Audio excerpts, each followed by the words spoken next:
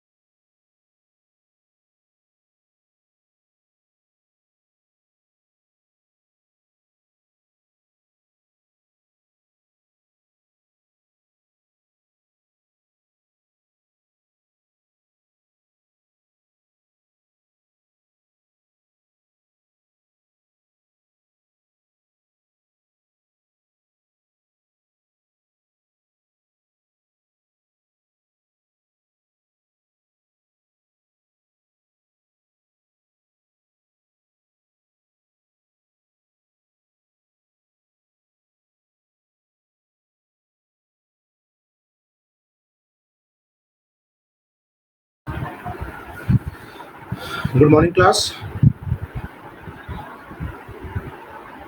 Am I audible?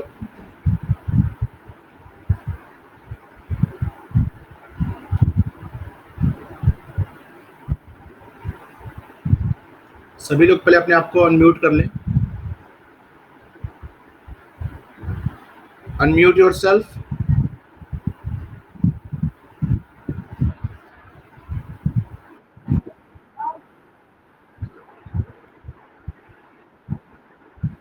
Yes. Everyone unmute yourself.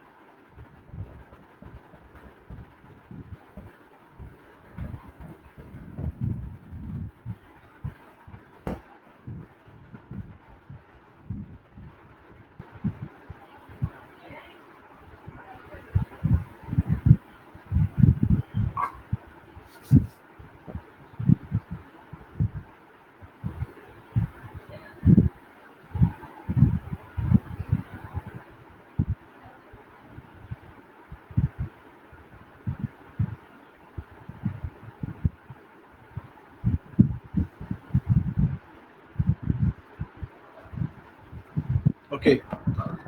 अब ये बताइए आप लोग अभी तक आप जितने भी मेथड पढ़े हैं ग्राफिकल में LPP, iso profit and iso cost, is there any doubt?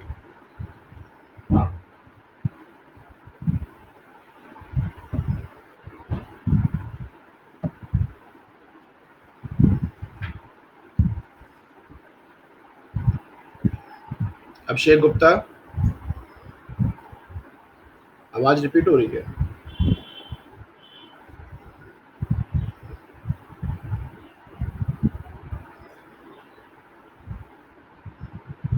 Is there any doubt regarding LPP and isoprofit and corner point method?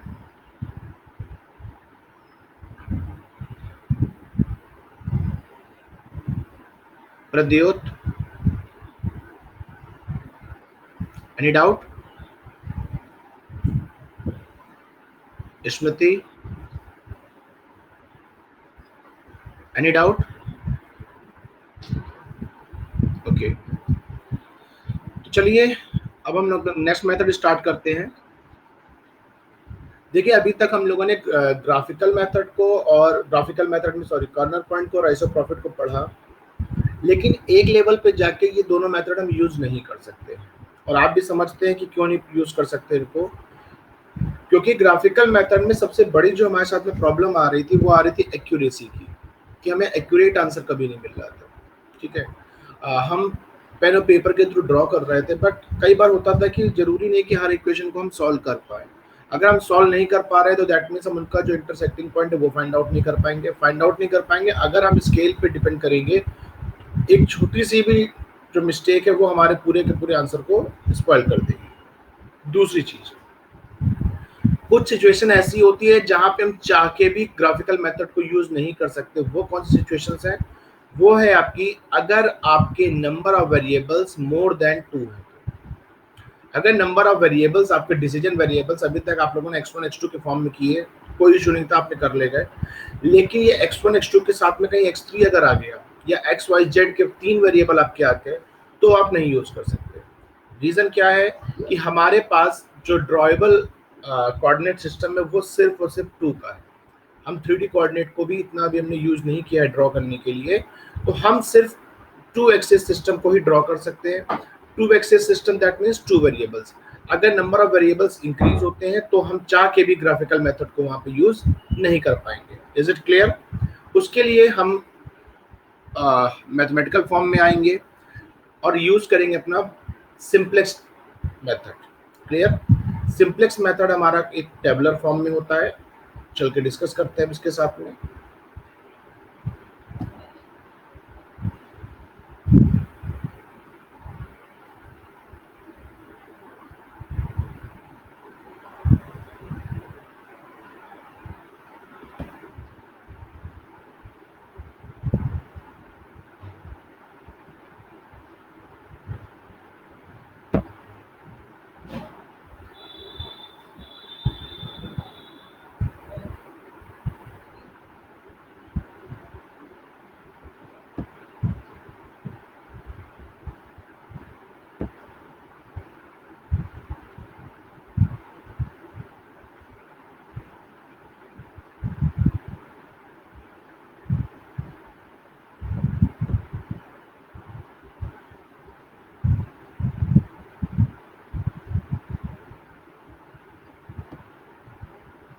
Okay, अब स्टार्ट करते हैं हम।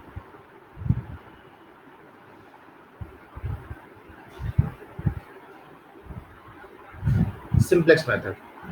सबको स्क्रीन विजिबल है? Is screen visible to all? Okay okay, ठीक है। Simplex method, पहली चीज ध्यान रखिएगा कि आपके पास, आप कब बाउंड है सिंपलेक्स को यूज करने के लिए? जब आपके number of decision variable more than 2 है तब, और अगर आपके डिसीजन वेरिएबल 2 है तब भी आप चाह के इसको यूज कर सकते हैं for the accurate answers. Okay, चलिए।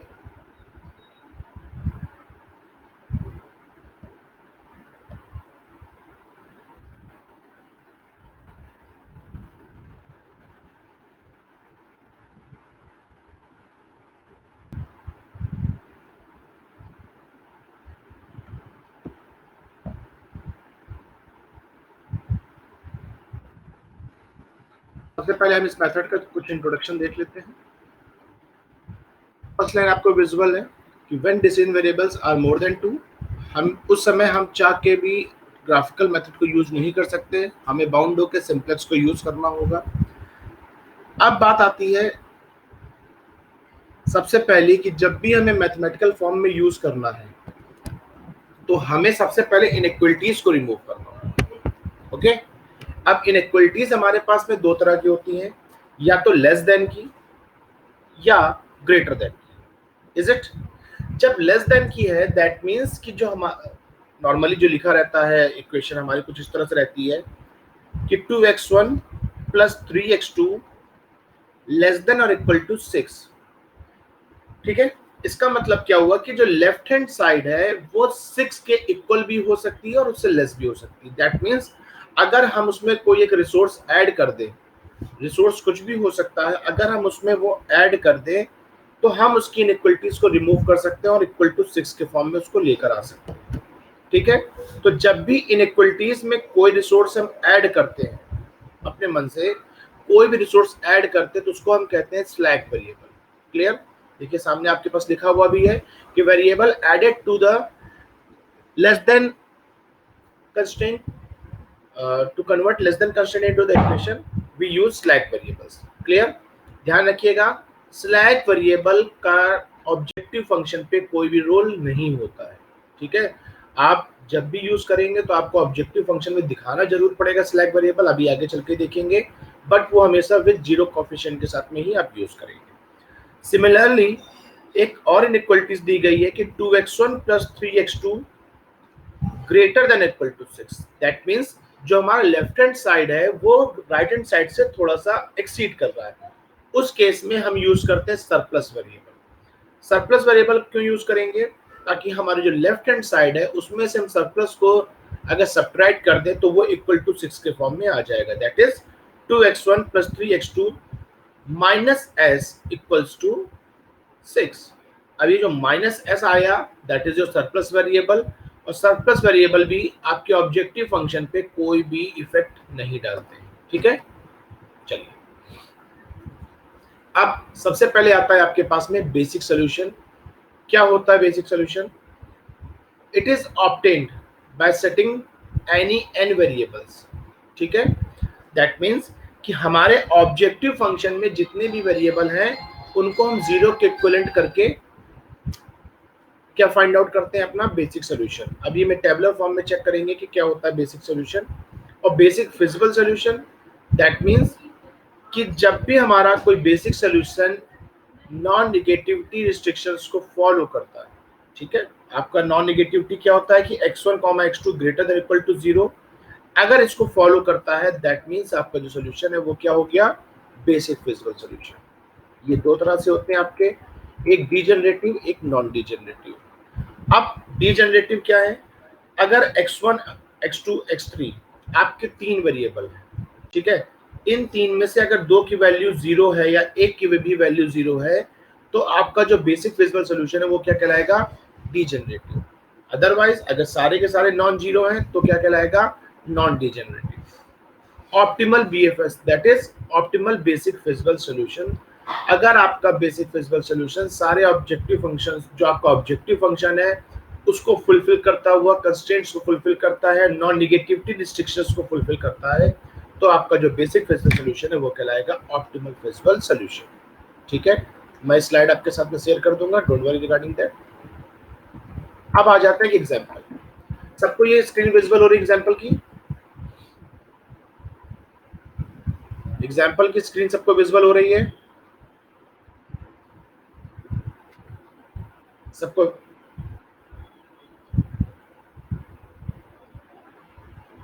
थर्ड वाली पीपीटी है?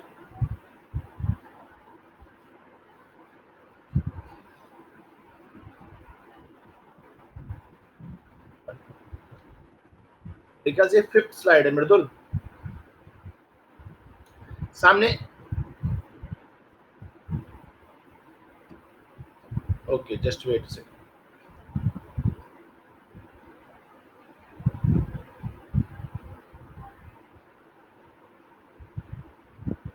मैं फिर से सिलेक्ट कर देता हूँ।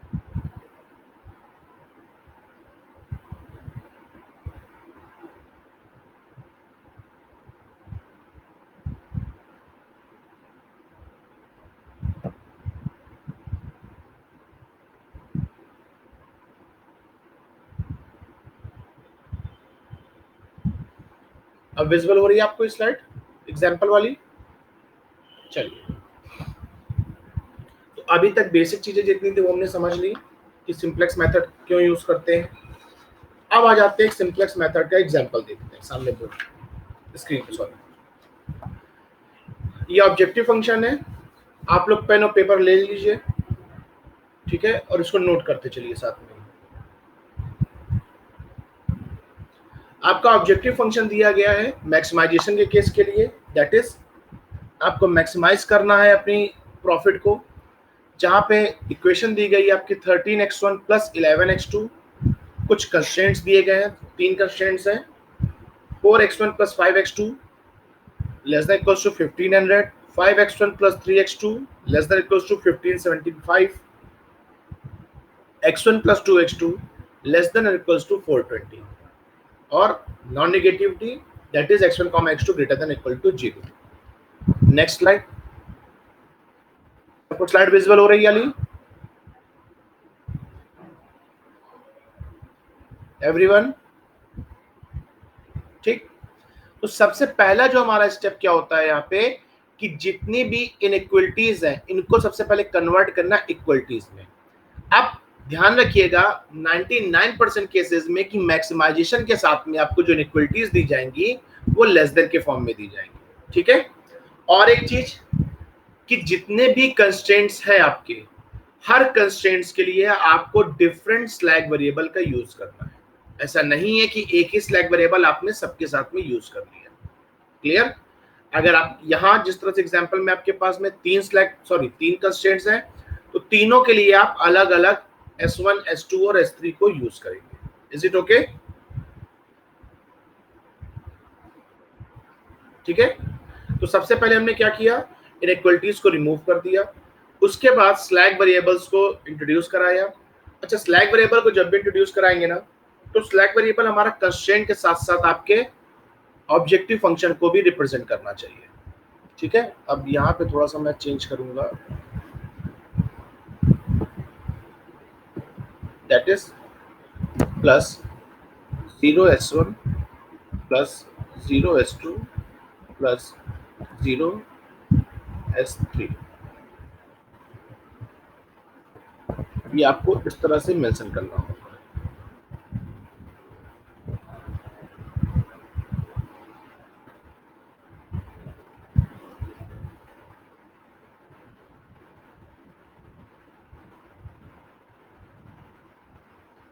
क्लियर? तो जो भी आप स्लैग वेरिएबल्स इंट्रोड्यूस करा रहे हैं अपने कंस्ट्रेंट्स में, वो आपको ऑब्जेक्टिव फंक्शन में भी मेंशन करना होगा। तो अब आपका जो ऑब्जेक्टिव फंक्शन है वो कन्वर्ट हो चुका है स्टैंडर्ड फॉर्म में। आप सामने देख सकते हैं कि max Z equals to 13x1 plus 11x2 plus 0s1 plus 0s2 plus 0s3। Constraints आपके जितने भी इनइक्वलिटीज में थे कन्वर्ट हो गए इक्वेशन में।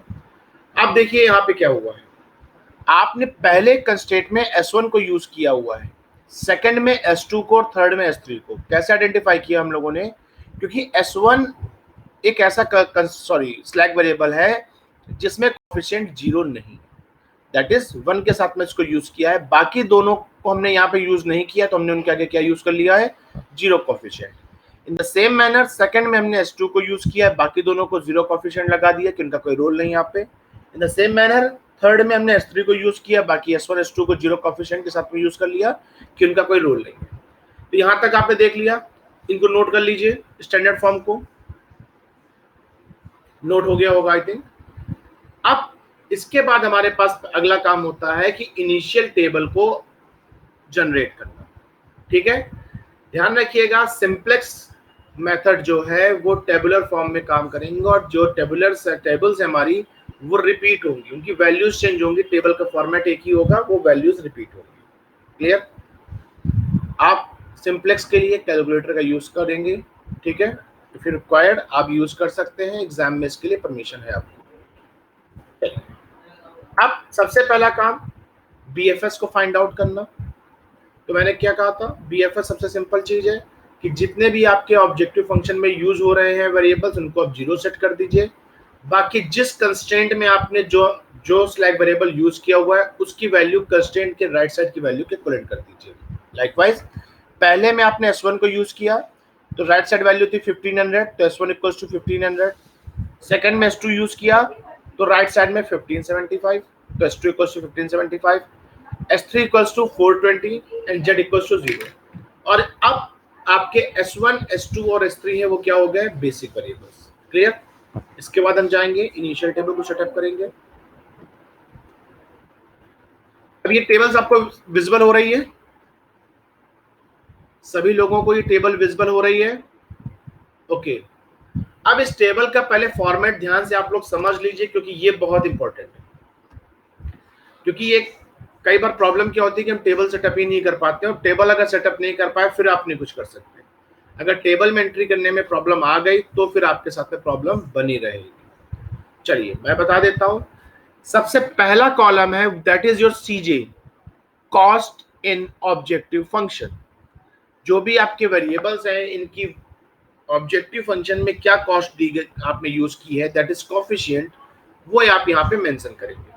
ध्यान से आप देख सकते हैं कि पहले कॉलम में भी आपने कॉस्ट को यूज किया है, और जो आपकी फर्स्ट रो है उस रो के अपर पार्ट में भी आपने यूज किया हुआ है। x1 के ऊपर 13 है, x2 के ऊपर 11 है, s1, s2, s3 के ऊपर क्या है, 0। अब जरा एक बार अपना ऑब्जेक्टिव फंक्शन देख लीजिए, क्या लिखा हुआ था, 13x1 plus 11x2 plus 0s1 plus 0s2 plus 0s3। तो जिस वेरिएबल के साथ में जो कॉफिशिएंट आपने यूज किया वो उसके साथ में आपने मेंशन कर दिया है। In the same manner first column में भी s1 का 0, s2 का 0 और s3 का 0। ठीक है, क्योंकि इनिशियल टेबल में सिर्फ और सिर्फ आप बेसिक वेरिएबल पहले आप मेंशन करेंगे। क्लियर। आप सबसे पहले बेसिक वेरिएबल यूज करेंगे कि कंस्टेंट को इन सीक्वेंस, जिस सीक्वेंस में कंस्टेंट्स आपके दिए गए हैं उस सीक्वेंस में उनके साथ में जो स्लैग वेरिएबल आपने यूज किया हुआ है वो यहाँ पे आप डायरेक्टली मेंशन कर देंगे। Is it clear. अब सेकंड कॉलम पे आ जाते हैं, जो कि डिस्कस किया अभी हमने, कि जिस कंस्टेंट के लिए जो स्लैग वेरिएबल यूज किया उसको सीक्वेंस में लिखेंगे। तो फर्स्ट में s1, दूसरे में s2 और थर्ड में s3। Is it clear. Next solution. Solution अभी आपके पास नहीं है, ये आपका BFS है जो आप एज्यूम करके आ रहे हैं। तो यहाँ पे आप क्या कर लेंगे, यस, यहाँ पे आप क्या कर लेंगे कि जो भी स्लैग वेरिएबल आपने यूज किया है जिस कंस्ट्रेंट में, उसके राइट साइड की वैल्यू को यहाँ पे डायरेक्टली मेंशन कर देंगे। दैट इज पहले वाले की राइट साइड की वैल्यू है 1500, सेकंड की 1575 और थर्ड की 420। ओके। अब x1, x2, s1, s2, s3 ये वेरिएबल्स आपको, सारे वेरिएबल्स आपको यूज लिखने हैं। अब s1 स्लैग वेरिएबल जिस कंस्टेंट में आपने यूज किया है उस कंस्टेंट को जरा चेक करिए। वहां पे आपकी इक्वेशन दी गई है 4x1 plus 5x2 plus s1 plus 0s2 plus 0s3 equals to 1500। देखिए x1 का जो वेरिएबल कोफिशिएंट है वो आपने मेंशन कर दिया, x2 का कोफिशिएंट मेंशन कर दिया, s1 का मेंशन किया, s2 का किया और s3 का किया। तो यहाँ पे क्या आ गया, 45100। Is it clear. In the same manner second row में भी आपने 5x1 plus 3x2 plus 0s1 plus s2 plus 0s3 को मेंशन किया है। In the same manner third में x1 plus 2x2 plus 0s1 plus 0s2 plus s3 equals to 420। तो x1 1, x2 2 ये आपने यूज किया। ठीक है, तो इतनी वैल्यूज आपने पुटअप कर दी। यहां तक आपको कोई डाउट क्लास, इसमें किसी को कोई डाउट एंट्रीज करने में। ठीक है, वेरी गुड। अब सबसे पहले आ जाता है हमारे पास में z। z को कैसे आइडेंटिफाई करेंगे, देखिए आपके पास सीजे दिया गया है पहले कॉलम में। क्लियर। अब x1 के नीचे z की वैल्यू लिखी हुई है 0। ये कैसे आपने आइडेंटिफाई करी, आपको कुछ नहीं करना है, 4 इंटू 0, x1 के लिए मैं बात कर रहा हूं, दैट इज x1 के जो कोफिशिएंट्स हैं इसको क्या करना है, c से मल्टीप्लाई करना है आपस में, और बाद में इन सबका सम कर देना है। That is 4 into 0 plus 5 into 0 plus 1 into 0। तो सारे के सारे 0 हैं, तो आपकी z की वैल्यू क्या हो गई, 0। Is it clear. Is it clear. Same x2, 5 into 0, 3 into 0 plus 2 into 0, सारे 0 आ जाएंगे, नो इशू। इसके बाद हमें डेल्टा फाइंड आउट करना है। डेल्टा के लिए इक्वेशन लिखी हुई है आपके पास में, c minus Z. Clear? c आपका ऑलरेडी ऊपर मेंशन कर रखा है आपने, x1 के ऊपर लिख रखा है c, z आपने अभी अभी निकाल लिया। ओके, तो सिंपल सा c माइनस जेड कर देना है। तो 13 माइनस 0, डेल्टा की वैल्यू हो गई 13, 11 माइनस 0, डेल्टा की value 11, 0 minus 0 0, 0 minus 0 0 and 0 minus 0 0। सारे के सारे डेल्टा आपने फाइंड आउट कर लिया। अब इस स्टेप पे आके आपको होल्ड ऑन करना है। सबसे पहले हमें यहाँ पे आके ऑप्टिमलिटी टेस्ट करना है कि क्या हमारा ऑप्टिमल सोल्यूशन फाइंड आउट हो चुका है। अब ये कैसे हो सकता है, कई बार आपको पहले दूसरे टेबल में ही ऑप्टिमल सोल्यूशन मिल जाए। तो अगर यहाँ पे मिलता है तो x1 की वैल्यू 0 और x2 की 0 हो जाएगी। कैसे होगी आगे चलकर डिस्कस करेंगे अभी। तो सबसे पहले हमें ऑप्टिमलिटी टेस्ट करना होगा कि क्या ये सोल्यूशन हमारा ऑप्टिमल है। उसके लिए कंडीशन क्या होती है कि देखिए नीचे लिखा हुआ है स्टेप 4 में कि check whether all delta is less than और इक्वल टू जे। अगर 0, अगर सारे डेल्टा की वैल्यू 0 या 0 से लेस देन आ चुकी है तब तो होल्ड ऑन कर लीजिए, ये आपका ऑप्टिमल सोल्यूशन। अगर ऐसा नहीं है, that means this is not your optimal solution, you have to move further for the next table. अब क्या करना होगा, अल्टीमेट हमारा रोल क्या है कि हमें इन बेसिक वेरिएबल्स को रिमूव करके यहाँ पे अपने non basic variable that is x1 x2 को लेकर आना है। अब कैसे लाना है इस पे हम काम करेंगे।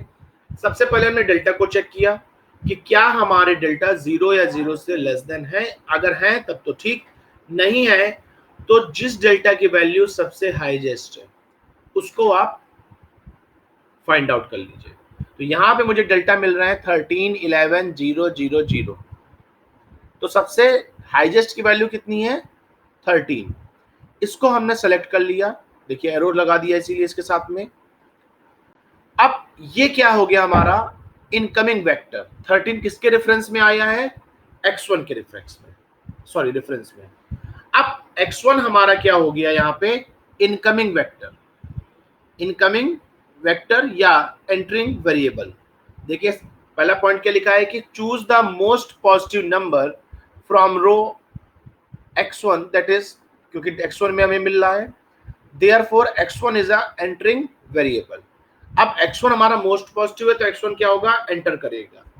लेकिन x1 को एंटर करने के लिए इन तीनों में से किसी एक को अपनी जगह देनी पड़ेगी, क्योंकि 3 रो के अलावा आप नई रो नहीं बढ़ा पा सकते, क्योंकि 3 कंस्ट्रेंट है तो 3 ही रो रहेंगी। आप 3 की जगह चौथी रो को नहीं लाएंगे।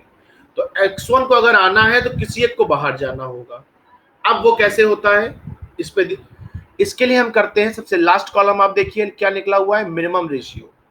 मिनिमम रेशियो क्या है xb अपॉन xj। अब xb क्या है आपका सॉल्यूशन, xj मतलब इनकमिंग वेक्टर कौन सा है दैट इज योर x1। तो 1500 अपॉन 4 वैल्यू कितनी आई 375, चेक कर लीजिएगा इसको।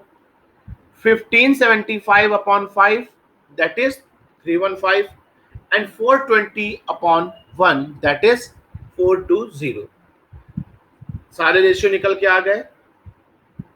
अब इसमें से हमें क्या करना है, सबसे मिनिमम वैल्यू को फाइंड आउट करना है। तो इजी है हमारे लिए कि 315 हमारी क्या हो गई मिनिमम। जो रो मिनिमम रेशियो को होल्ड कर रही है वो क्या कहलाएगी हमारी की रो, और साथ ही साथ डिपार्टिंग वेरिएबल। की रो भी कहलाएगी और क्या कहलाएगी डिपार्टिंग रो या डिपार्टिंग वेरिएबल। अब ये 315 किसके रेफरेंस में आया है S2 के रेफरेंस में। दैट मींस अब S2 बाहर जाएगा और उसकी जगह लेगा आके x1। Clear, is it clear कि S2 बाहर जा रहा है और x1 अंदर आ रहा है। ये कैसे हुआ ये सबको समझ में आ गया।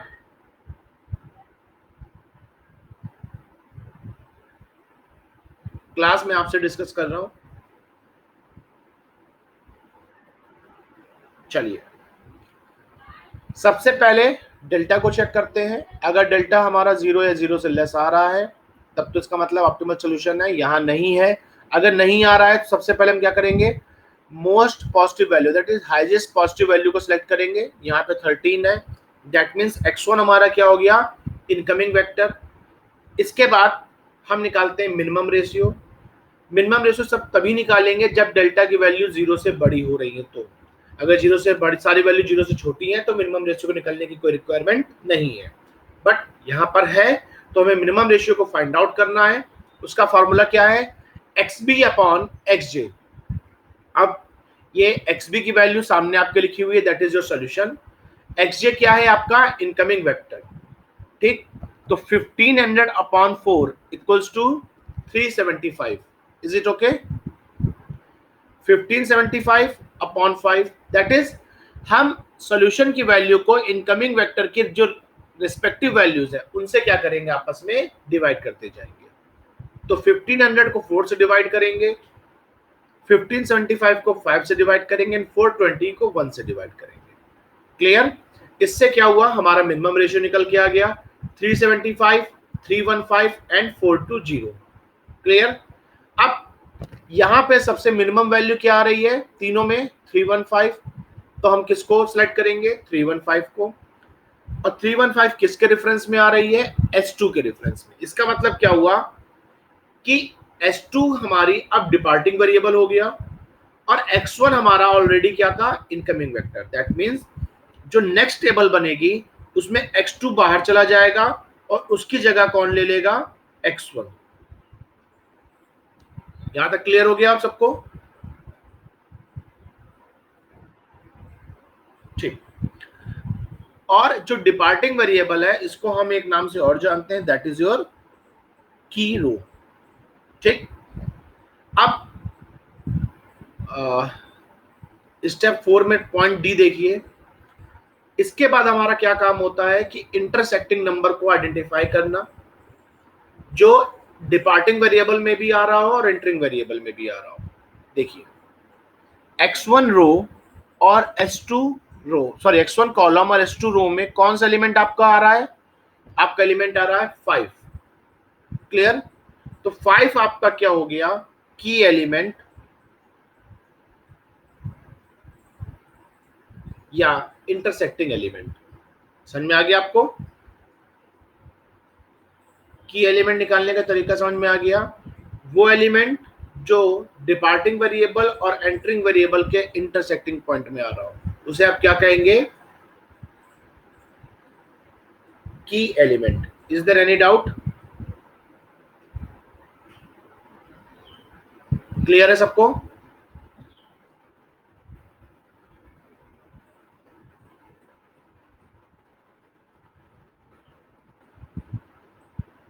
एक सेकंड, इसको मैं आपको बता देता हूँ।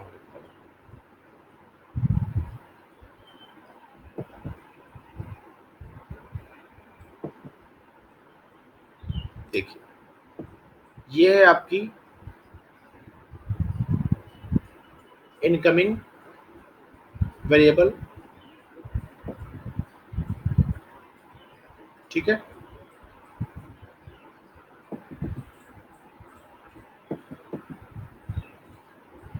इसके बाद आउटगोइंग कौन सा है आपका,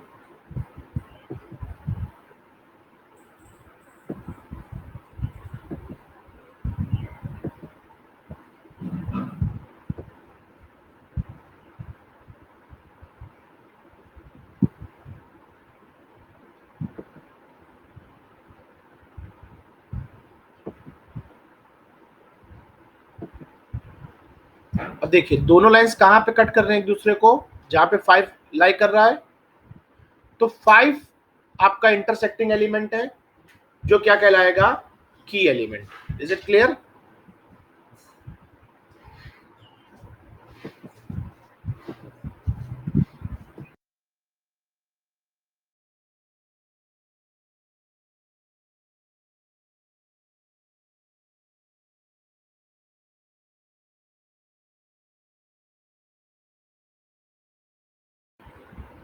ठीक है,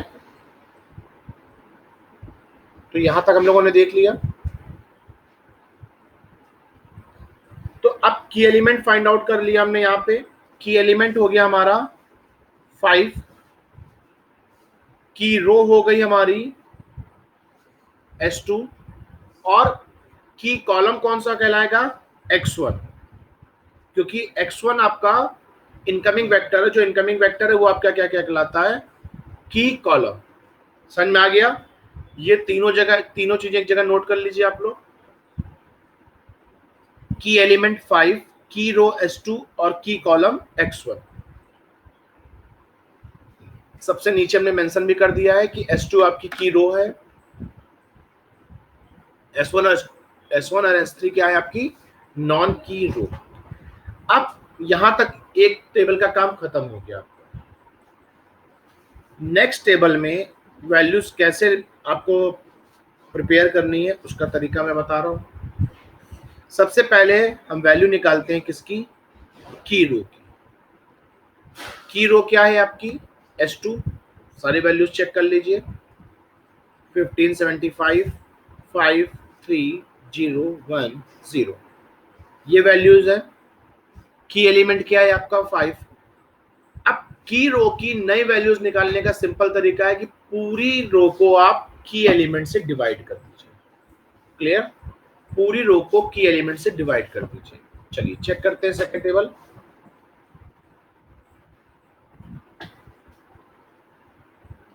देखिए सेकंड टेबल में S1 लिखा है, S3 लिखा है, बट S2 गायब हो गया। क्यों? क्योंकि लास्ट टेबल में S2 को रिप्लेस कर दिया X1 ने, और X1 की नई वैल्यूज क्या है, पूरी टेबल को हमने क्या कर दिया है 5 से डिवाइड कर दिया है। तो 1575 अपॉन 5 कितना हो गया 315। 5 अपॉन 5 1 हो गया, 3 upon 5 3 upon 5, 0 upon 5 0, 1 upon 5 and 0 upon 5 0। Clear है? इसमें किसी को कोई डाउट?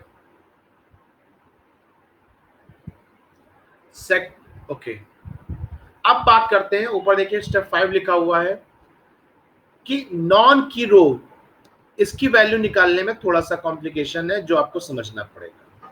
की रो में तो कोई कॉम्प्लिकेशन नहीं, सिंपल सा है कि पूरी की पूरी रो को आप डिवाइड कर दीजिए की एलिमेंट से।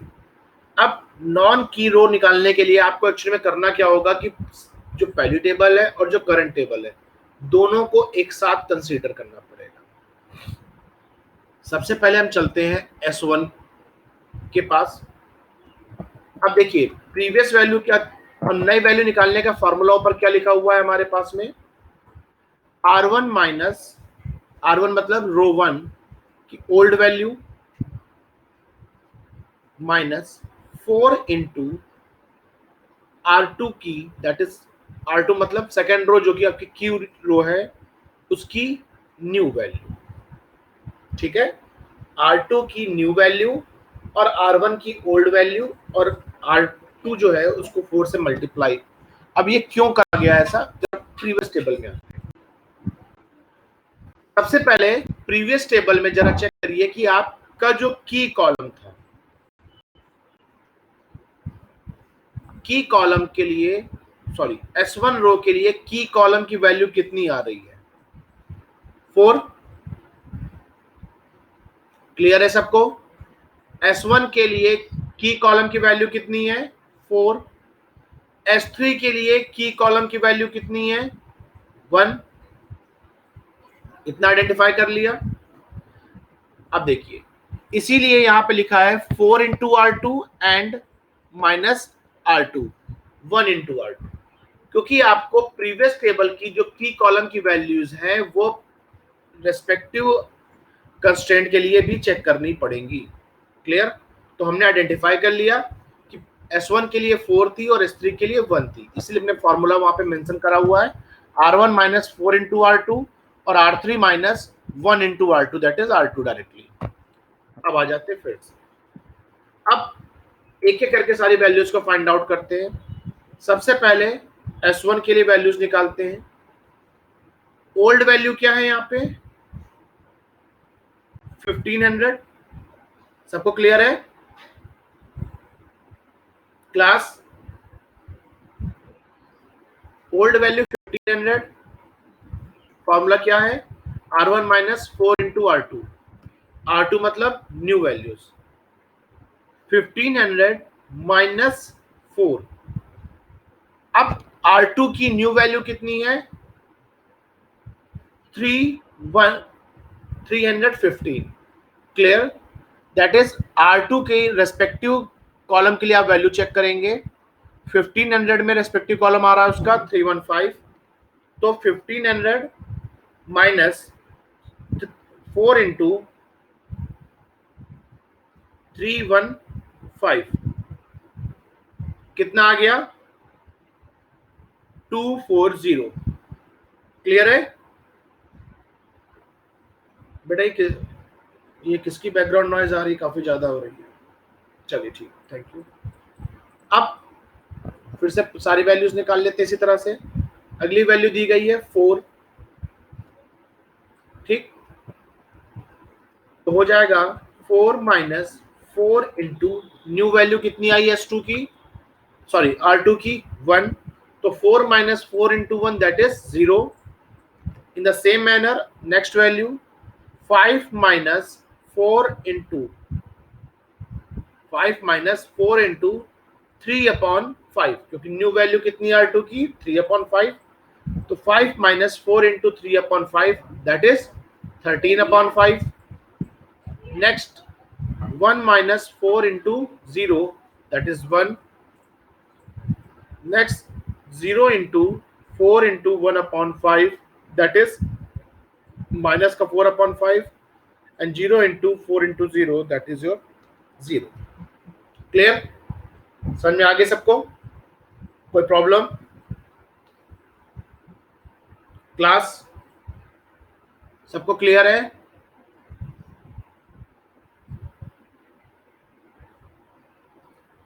बेटा मैं आप ही लोगों से डिस्कशन कर रहा हूं, क्लियर है कि कोई डाउट है आपको? चलिए अभी मैं शेयर कर दे रहा हूं साथ ही साथ। आप इसी तरह से जिस तरह से S1 की वैल्यूज की वैल्यू निकाली मैंने, इन द सेम मैनर हमने S3 की वैल्यूज को फाइंड आउट कर लिया, फॉर्मूला ऊपर मेंशन कर रखा है। फिर से Z निकाला, डेल्टा निकाला, तो आप देख सकते हैं कि सारे डेल्टा आपके 0 हो चुके हैं, लेकिन एक अभी डेल्टा है जो ग्रेटर देन 0 है। अब अगर एक है तो भी हमारे लिए प्रॉब्लम है, हम फौरन क्या करेंगे, उसको इनकमिंग वेक्टर के फॉर्म में सिलेक्ट कर लेंगे। तो अब X2 हमारा हो गया इनकमिंग वेक्टर। अब इसके बाद हम निकाल लेंगे मिनिमम रेशियो। मिनिमम रेशियो निकाल लिया तो 75 मिनिमम आ रहा है हमारा, किसके रेफरेंस में? S3 के। तो S3 हमारा हो गया आउटगोइंग, X2 हमारा हो गया इनकमिंग। देखिए मैंने एरो लगा रखे इसीलिए आपके समझने के लिए वहां पे, ठीक है। की एलिमेंट हो जाएगा आपका 7/5, क्योंकि 7/5 आपका इंटरसेक्टिंग एलिमेंट है X2 और S3 का। अब इसी के लिए नेक्स्ट टेबल की वैल्यूज फाइंड आउट कर ली मैंने। X1 आपका ऑलरेडी था, X2 वहां पे आ गया S3 की जगह पर। अब X2 जो S3 थी आपकी, वो आपकी क्या हो गई थी, की रो, पूरी रो को मैंने 7/5 से डिवाइड कर दिया था, और सेम मैनर में बाकी वैल्यूज को फाइंड आउट कर लिया। क्लियर? वैल्यूज फाइंड आउट करने के बाद फिर से Z को निकाला, Z के बाद डेल्टा फाइंड आउट किया। डेल्टा फाइंड आउट करने के बाद चेक जैसे देखा तो सारे डेल्टा हमारे यहाँ पे 0 से लेस या 0 के इक्वल आ चुके हैं। That means we have found the optimal solution. और ऑप्टिमल सॉल्यूशन है क्या? X1 के रेफरेंस में जो वैल्यू दी गई है वो X1 की वैल्यू हो जाएगी, X2 के रेफरेंस में जो वैल्यू दी गई है वो X2 की हो जाएगी, और Z की जो वैल्यू दी गई है that is your objective function value. S1 की वैल्यू कुछ भी हो हम उसको कंसीडर नहीं करेंगे, क्योंकि एट लास्ट S1 आपका 0 कोएफिशिएंट के साथ में। क्लियर? तो ऑप्टिमल सॉल्यूशन क्या हुआ यहाँ पे आपका? X1 equals to 270, X2 equals to 75 and Z equals to 4335. This is your final solution. Okay class? So this is the simplest. हाँ बताओ बेटा।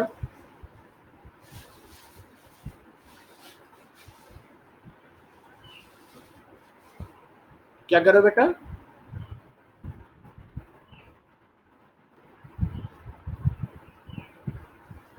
बेटा मैं आपसे रिक्वेस्ट करूं कि आपके पास सामने फॉर्मूला लिखा हुआ है, आप एक बार फॉर्मूला लेट मी कंप्लीट।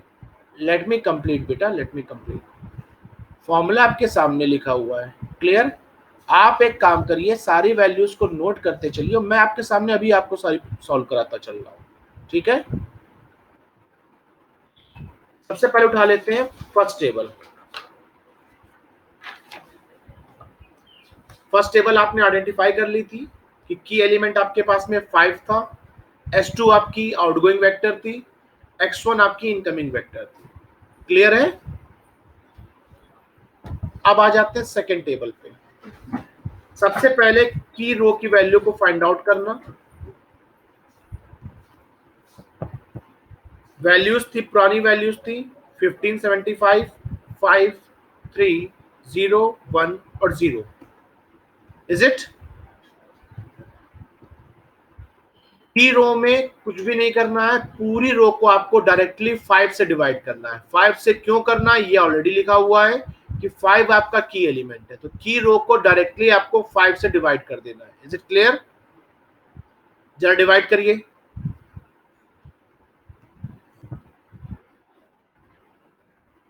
सारी वैल्यूज 1575 से, क्योंकि सॉल्यूशन को भी आपको डिवाइड करना है। हाँ, फिर नेक्स्ट।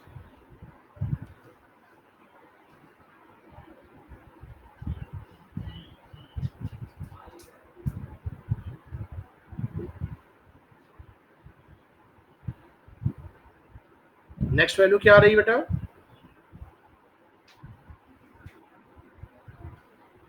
नहीं तो बताते जाइए, मैं नोट करता हूँ, क्योंकि प्रॉब्लम फिर आएगी ना आपको।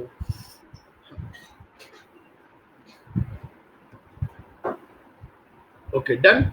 सारी वैल्यूज निकाल लिया आपने। अब आ जाते हैं S1 रो के पास, ठीक है।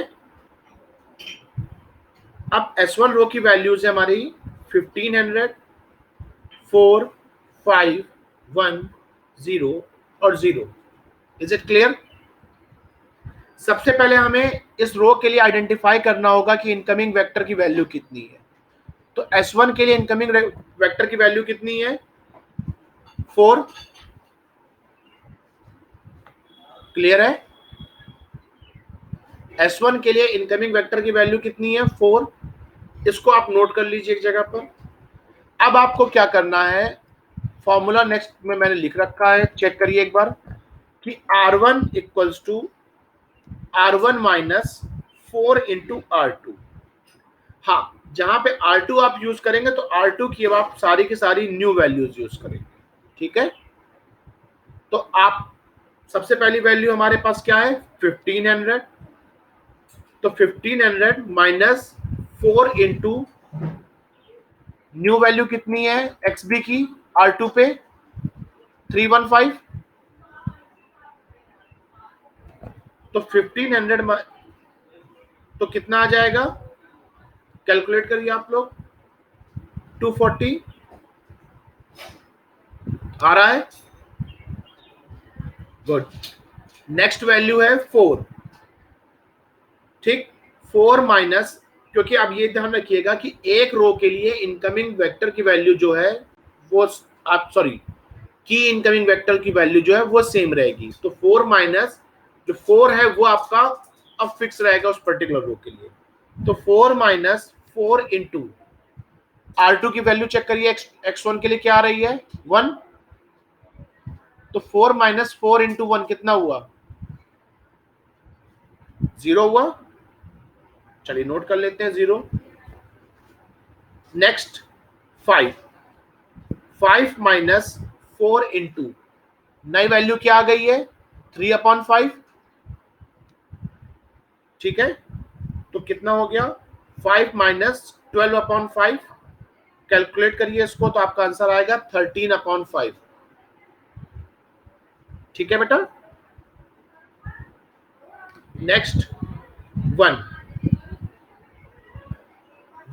माइनस 4 इंटू न्यू वैल्यू कितनी है? 0। S1 के लिए R2 रो में वैल्यू कितनी आ रही है? 0 नई वैल्यू। तो 1 minus 4 into 0 that is 1 minus 0 equals to 1 mention किया हुआ ऑलरेडी। नेक्स्ट S2 की वैल्यू कितनी थी 0 माइनस 4 इंटू, अब S2 की सेकेंड रो में कितनी वैल्यू आ रही है 1/5, तो 0 minus 4 into 1/5 that is 0 minus 4/5, that is minus का 4/5। क्लियर। अब आ जाते हैं S3 के लिए, वैल्यू कितनी थी 0 0 माइनस 4 इंटू, अगेन अभी भी यहाँ पे 0 ही है सेकेंड रो में S3 के लिए, तो 0 minus 4 into 0 that is 0। Values निकाल ली बेटा सारी, कहीं पे कहीं कोई कंफ्यूजन नहीं। चलिए आ गया। अब इसी तरह से जरा S3 की वैल्यूज हम लोग चेक कर लेते हैं एक बार। लास्ट वैल्यूज थी 420 1 2 0 0 1 और इनकमिंग वेक्टर की वैल्यू कितनी है 1 यहाँ पे। ठीक है, चलिए अब वैल्यूज कैलकुलेट करते हैं। 420 माइनस 315, अब यहाँ पे मल्टीप्लाई इसलिए नहीं कर रहे हैं क्योंकि 1 को मल्टीप्लाई करना है, तो 1 को मल्टीप्लाई आप करें या ना करें सेम चीज है, सेम आंसर आएगा। तो 420 माइनस 315 क्या आया 105। ठीक है, एक काम करते हैं, इस टेबल को भी हम यहाँ से हटा रहे हैं ताकि आप लोग अपनी वैल्यूज निकाल लें। ठीक है, वैल्यू कितनी थी 420, अब S2 की न्यू वैल्यू कितनी आ गई थी 315, तो 420 माइनस 315 कितना आया। ठीक है, नोट कर लीजिए।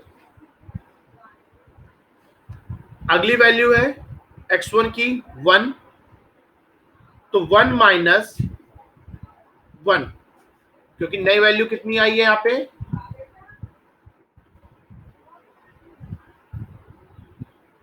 नई वैल्यू कितनी है यहाँ पे आपकी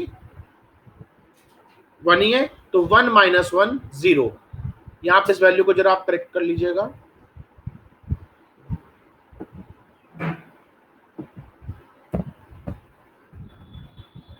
ठीक है, तो नई वैल्यू यहाँ पे कितनी हो जाएगी आपकी 0।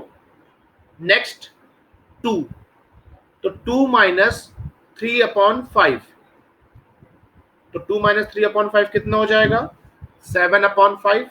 कैलकुलेट करिए आप लोग। इन द सेम मैनर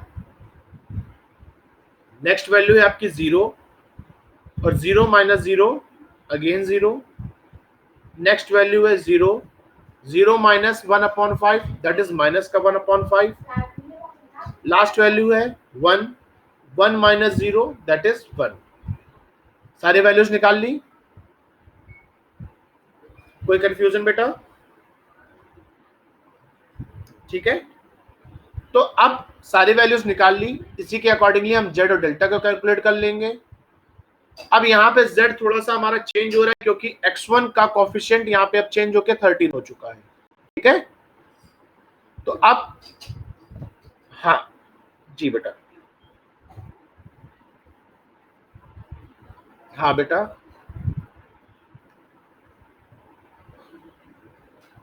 एक्चुअल में आप मैं कैलकुलेट करके उसको बताता हूँ। देखिए xb की वैल्यू कितनी है 315, ठीक, और आपकी x2 की वैल्यू कितनी है 3/5। ठीक है, अब आप क्या कर रहे हो, आप मिनिमम रेशियो को डिवाइड कर रहे हो, जो लास्ट टेबल का मिनिमम रेशियो निकला उसको डिवाइड कर रहे हो 5 से, जबकि मिनिमम रेशियो हम हर टेबल का फ्रेश कैलकुलेट करेंगे। फॉर्मूला क्या है सॉल्यूशन अपॉन इनकमिंग वेक्टर, तो 315 upon 3/5। Clear, xb upon xj, तो xb अपॉन यहाँ पे क्या हो जाएगा x2 हो जाएगा। ठीक, तो 315 अपॉन 3/5 आप कैलकुलेट करिए, ये आपका आएगा 525। समझ में आया बेटा। आपने क्या किया है, आपने जो क्या किया है कि प्रीवियस टेबल का जो है मिनिमम रेशियो इसको भी आपने डिवाइड कर लिया है 5 से, तो आपका आ रहा होगा 105। लेकिन ऐसा नहीं करेंगे, मिनिमम रेशियो हम डिवाइड नहीं करेंगे, मिनिमम रेशियो हर टेबल के लिए हम अगर रिक्वायरमेंट है तो फ्रेश कैलकुलेट करेंगे। Is it okay? ठीक, अब सेकेंड टेबल आ गई। अब सेकेंड टेबल के बाद इसी तरह से हम थर्ड टेबल को कैलकुलेट कर लेंगे। अब तो कर लोगे, ठीक है बेटा?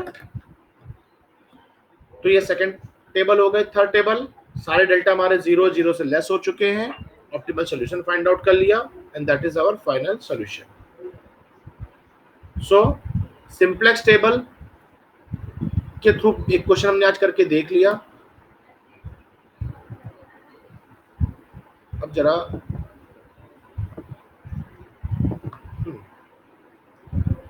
अब एक काम आपको ध्यान में करके करना है। देखिए, सिंपलेक्स टेबल इतना आसान नहीं है।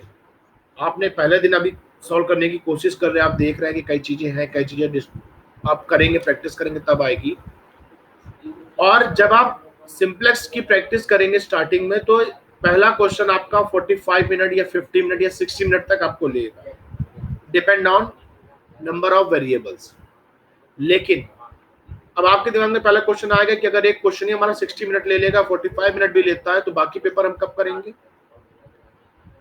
सिंपलेक्स की जितनी आप प्रैक्टिस करेंगे उतना ही कम टाइम आप कंज्यूम करेंगे एग्जाम में। अगर आप सोचे कि अभी आप 1 या 2 5 4 5 क्वेश्चन की प्रैक्टिस कर लेंगे और डायरेक्टली वहां पे जाके आप सीधे मैदान तोड़ देंगे, तो ऐसा कुछ भी नहीं है। आप 45 मिनट जगह उस समय हो सकता है आप 60 मिनट लें या 65 मिनट लें। तो डिपेंड करता है, आप सिंपलेक्स की जितनी प्रैक्टिस कर सकते हैं उतनी प्रैक्टिस करिए। आप वेट मत करिए कि मैं कुछ क्वेश्चंस दूं आपको, हालांकि मैं भी क्वेश्चंस आपको अपलोड कर दूंगा, 10 क्वेश्चन आपको अपलोड करता हूं मैं अभी थोड़ी देर में, तो उनको आपको सॉल्व करना है, ठीक है? और जो भी प्रॉब्लम किसी को आ रही है वो डायरेक्टली मुझसे पूछ सकता है कि हाँ सर यहाँ पे ये प्रॉब्लम आ रही है, क्या करना है, ठीक है? सिंपलेक्स की प्रैक्टिस कर लीजिए। मैं फिर से कह रहा हूं, ऑप्टिमाइजेशन टेक्निक में ये पहली यूनिट आपकी मोस्ट इंपॉर्टेंट है, बाकी सब हल हुआ है। आगे ट्रांसपोर्टेशन, असाइनमेंट सब बहुत आसान है इन कंपैरिजन टू सिंपलेक्स। तो सिंपलेक्स की आपको प्रैक्टिस करनी होगी, इसलिए मैं पीपीटी आपको शेयर कर दे रहा हूँ, सारे फॉर्मूलाज लिखे हुए हैं, सारी चीजें ऑलरेडी मेंशन है। इसकी आप जितनी अच्छी प्रैक्टिस कर पाएंगे उतने ही अच्छे से आप इसको सॉल्व कर पाएंगे। Clear? So thank you class for your time. मैं भी पीपीटी शेयर कर दे रहा हूँ आपको ताकि आप सॉल्व कर पाए, और एक और पीपीटी शेयर करूंगा जिसमें एक क्वेश्चन और दिया गया है, उसको भी मैंने सॉल्व करा हुआ है, आप उसको चेक कर लीजिए। Okay, thank you class.